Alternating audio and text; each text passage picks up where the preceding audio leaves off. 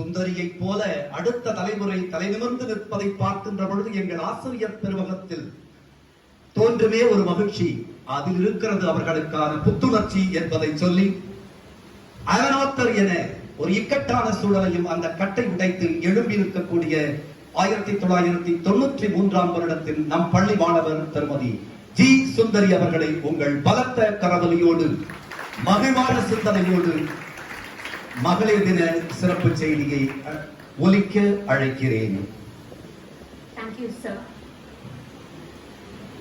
Dear dignitaries on the stage and my beloved respected teachers, I'm filled with so many emotions. The school where I studied was not this premises. Most of my life it was under the thatched roofs in the now CBSE school. Most of my teachers have retired. Ravi sir's there, Bill Mummis, are you there somewhere? So, most of the other teachers have retired. But still, when I stand here, I'm filled with so many emotions because this is a place that turned me into what I am today. So thank you, teachers. It's such a privilege to be here today. As it was years back, even now I can see that 90% of teachers are women. I run 2 organizations, Spiral Up Solutions and Edison Consulting, and about 90% of my staff are women too. So I feel at home here. And today, I have so many things to say, but then what I've done is, I've tried to put together 5 rules that we can work on as a team for women upliftment. Years back in 1993, I don't know how many of you know, I studied in SBOA from class 6 to class 12. So right from class 7, I think almost every year, I was the assistant class leader. The class leader was a boy. The school pupil leader was a boy. The assistant school pupil leader was a girl. I was the Charon House vice captain. I was the vice, not that the captain was not someone who was up to the standards, but I was the vice captain for the simple reason that I was a girl. Today, we've come a long way. I learned from your vice principal ma'am that now it's called the head boy and head girl. So we have come a long way, and SBOA itself is an evidence and stands testimony of that. But you do understand that we still have a long way to go, a long, long way to go. So let me start with rule number 1. Question the norm. Years back, come to think of it, I don't know why I never went to someone and asked them, why am I always tagged assistant? Because we are told Ada Vida. And I want you to question the norm. When you think something is betraying the right of a woman, question the norm. Don't tell the little girls and little boys, Ada Vida. Teach them to question, and you question when you can. Rule number 2. You know this famous fairy tale, The Little Red Riding Hood. I'm sure most of us here have read it as children, and we've also read it out to our children. What did the mother tell the girl? She told her, take the bag of fruits, look straight, don't look here, there, don't talk to strangers, go straight to your grandma's place and give it to her. But what did the little girl do? She didn't follow the rules. She broke the rules. She explored. And what happened? She was caught by the wolf. What do we tell our little girls? If someone wants to be a sports person, we tell them, Maapla kadikadu, polo. After a point, we stop them. If someone wants to pursue dance as a career, we tell them, idu workout avadu. we clip their wings. We clip their wings very early on. But, you see this book here. This is out of my publishing firm, which was born during the lockdown. We do a lot of original stories. We promote child authors like Nitish sir mentioned. And we also do adaptations of folk tales to present in children's format. So we add a lot of illustrations and we present to children as books. So one of the tales that came to my table was an age-old tale which I had heard from somebody when I was a kid. It was called Atterima Kolkata. There's this guy, a North Indian guy, he gets married to a Tamil girl.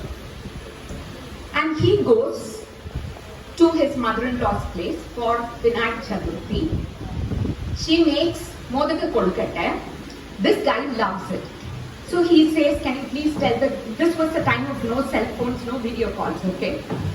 So he asks his mother-in-law, can you please write and give me the recipe? I want my wife to make it for me. And she says, she is an expert in Modakam. You just go and ask her, she'll do it for you. This guy memorizes Modaka Kolkata. All his way back, he's thinking in his mind about this Kolkata. On the way, he has to cross a huge river. There's no bridge, and he's wondering how to cross it. An old man who comes by says, you shout Atterima, and it's a magical word which will take you to the other side of the stream. So he shouts Atterima, and he reaches the other side of the river. But you know what happens? He forgot Modakam. All he remembers now is Atterima. So he goes home and asks his wife about Atterima. This girl is stunned. She's like, what's Atterima? Atterima na enna enak theriyadhu. This guy is annoyed now. Unga amma da sonnaanga. She said, you are an expert in it. She's confused. I don't know what's Atterima. Only if I know, I can do it for you. And there's a huge fight. He shouts at her. And she's very sad. She goes to sleep crying. The next morning, the neighbor walks in. She looks at her face and says, Ayyo, idu enna Modaka mari veengi kedakku on face. And that's when it strikes the husband that the word was Modakam and not Atterima. And then what happens? She makes the Modakam and they live happily ever after. This is the tale, and I'm sure most of you have heard of this tale. But when this story came to our table, our editorial board, we decided that something was not right about it. This age-old thing of husband shouting at the wife, let's change it. So we changed the narrative in this book, which is based on that tale. If you're wondering why I'm telling you this story, I'm a Kutti publisher, I just started. And this book, probably 100 kids would read in 1 year. And some of them will get what I'm trying to say. I changed the story such that the husband and wife cook together, blah, blah, blah. Okay? So, but you are great human beings. You are the greatest influencers in the planet. I get this audience once in a while. You get this audience every day. And that is what kind of an audience? You get these small young minds that you can shape. Don't try to change the present. It's very difficult. But you can change the narrative. You can change the future of how you want girls and boys to think, of how you want men to respect the women. It's in your hands. Take it up in your hands. Do it in your way. Change the narrative. Rule number 3.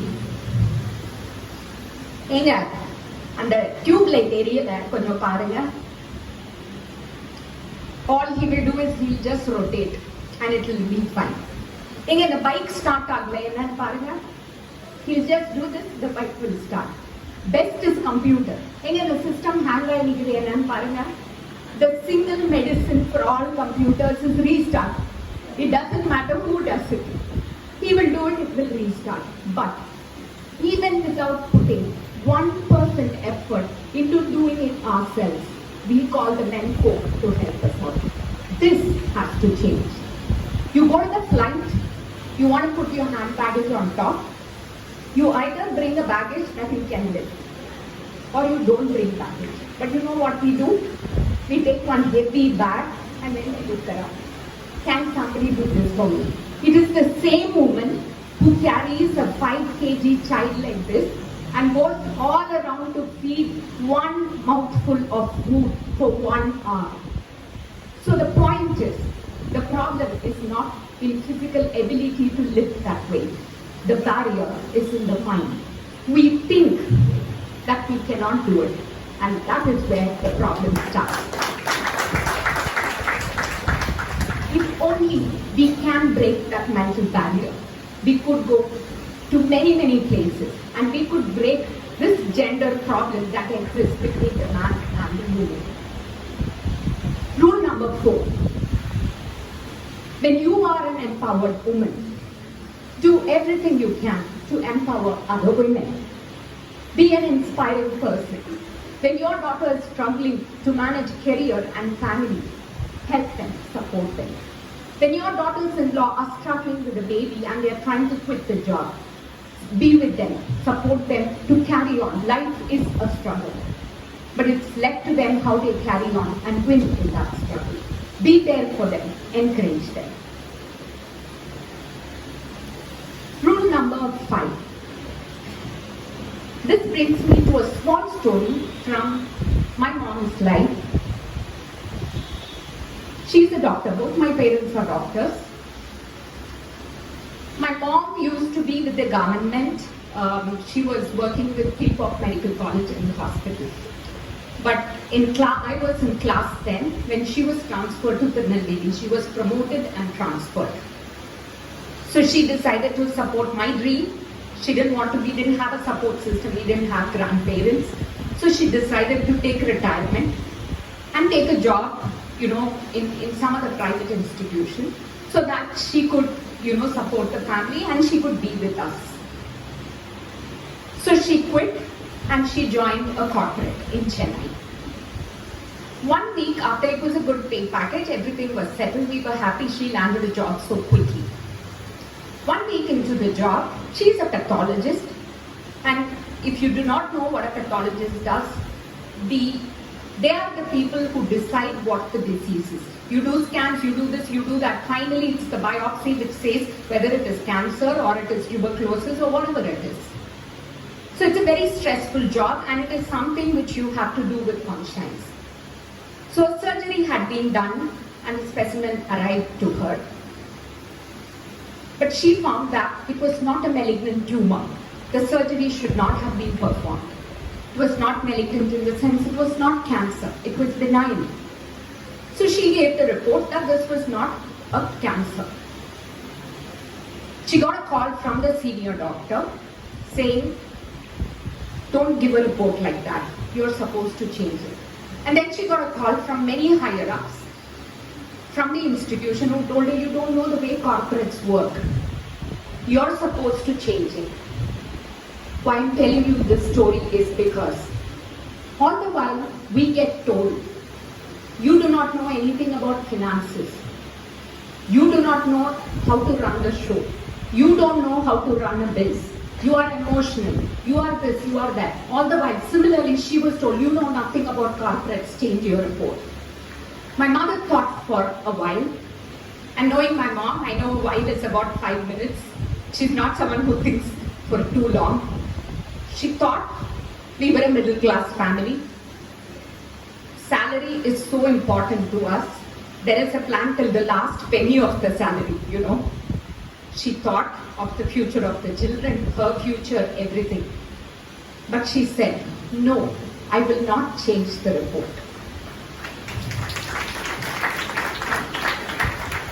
She stood by her conscience and she said, no, I'm not going to change it. I don't know corporates, I don't care. But I will stand by my integrity. I will not change it. She stood against the entire hospital, many of them much senior to her, to say that. And I tell you this story to tell you, to dare to dream, toil to achieve, and always stand up with courage. Because only when you stand up with courage will you be able to achieve anything you want.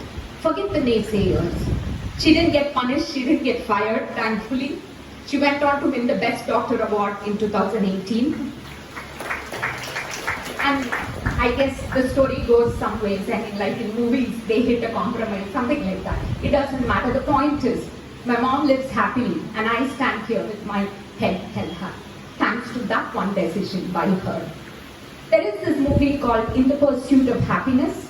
It's a very beautiful movie. If you haven't watched it, I really urge you to watch this movie. In this movie, Chris Gardner, the hero Will Smith, he discourages his son who wants to become a basketball player. And in a moment he realizes it's wrong, and he tells him, if you got a dream, you got to protect it. You have a dream, you want something, go for it. Don't let anyone tell you that you can't achieve it. Women, this holds so important value in our lives because all the time this keeps getting repeated to us. We sacrifice our dreams for the sake of the dreams of everyone around us. It starts from the tiniest person in the family to the eldest person in the family. All I request you to do is to dare to dream, toil to achieve, and leave a lasting legacy. So that brings an end to the 5 rules that I had in mind. There are 2 poems I wish to read out. One is my favorite. Someone, I think Jacqueline ma'am mentioned, The Phenomenal Woman. It's by Maya Angelou. It's the fire in my eyes and the flash of my teeth, the swing in my waist and the joy in my feet. I am a woman, phenomenal woman, that's me. And the second is a Tamil poem. Almost all my speeches I finish with this Bharatiyar poem. It is very close to my heart.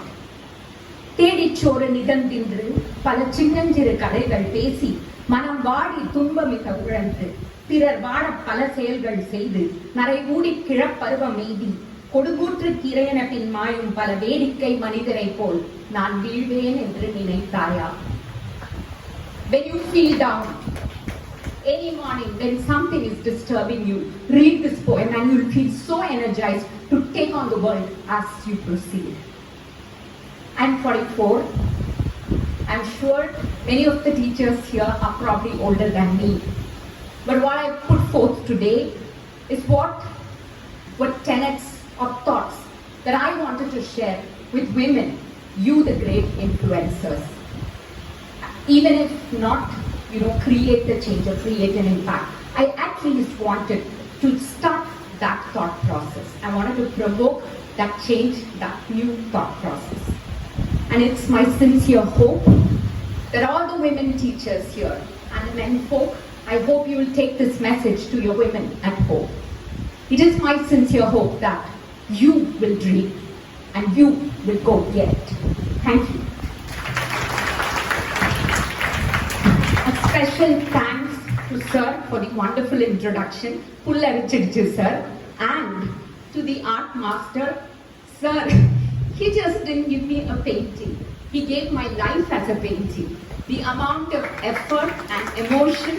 Thank you so much to all the organizers and to Sir for that wonderful painting. It's something I treasure for my life. Thank you so much, teachers. Thank you so much, everyone. சின்ன குழந்தை தாயுடைய கைகளை பற்றி கடந்து போகும். காலம் கடந்தால் அந்த குழந்தை வளர்ந்திருக்கும்.